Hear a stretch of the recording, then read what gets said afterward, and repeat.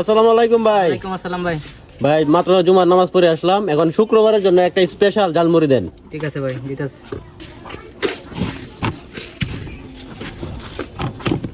এই যে মুড়ি দিলাম, চানাচুর দিব, হাতের বানানো চানাচুর 1 নাম্বার, অনেক টেস্টি চানাচুর, মজা হবে।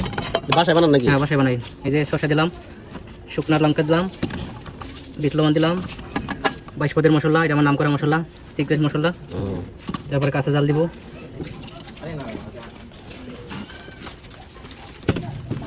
গুলি দিব। এই সবগুলো কি আপনি বাসায় তৈরি করেন? জি, সব বাসায় তৈরি করি, আমার হাতে বানানো।